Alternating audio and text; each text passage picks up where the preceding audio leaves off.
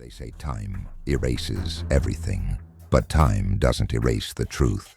It just buries it deeper, until one day it claws its way back. He was missing for 7 years. Then he walked into a police station like he'd just stepped out for coffee. I am Detective Drayk, and nothing about that night made sense. The rain had started early, drumming against the roof of my car as I pulled up to the precinct. From across the lot, I could see him, barefoot, shivering, clothes hanging off him like a scarecrow. No announcement, no fanfare, just a man stripped of time.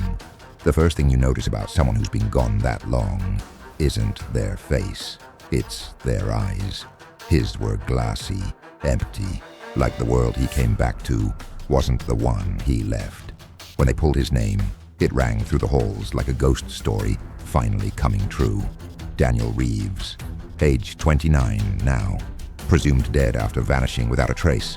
One November night, a wife who moved on, a mother who never did, and a case file so thick it could hold up a table. I sat across from him, the interrogation room buzzing low with fluorescent lights. Daniel spoke little, his voice cracking like old wood. Said he didn't remember where he'd been, said he didn't remember anything. But memory has a way of bleeding through when you ask the right questions. I asked him what year he thought it was. He hesitated, a full beat too long, then gave an answer 2 years behind. When a man lies, his body tells you before his mouth does. Micro-expressions, shifts in breathing, the way his hands clenched when I mentioned his wife. She was remarried now, had a baby on the way.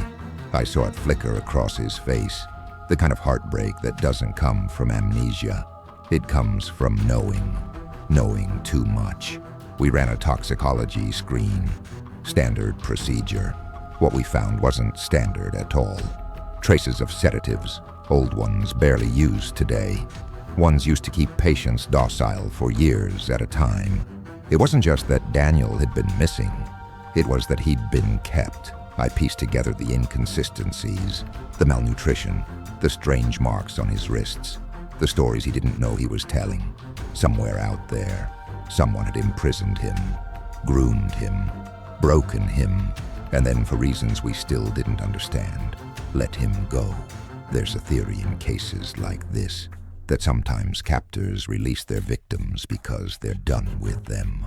Other times, because they know the clock is ticking louder than the lock on the door. I pulled Daniel's sleeve back at one point, found a number burned into his skin. 3 digits, faded but deliberate. A case number, one that tied back to a missing persons report filed 2 states over. Another man, same age, same night, same disappearance. Only he never came back. I left the room with a knot tightening in my chest. Outside, the rain had turned to mist, and the city lights blurred behind the fogged windows. Daniel wasn't just a survivor, he was a message. Proof that monsters don't live under our beds. They live among us.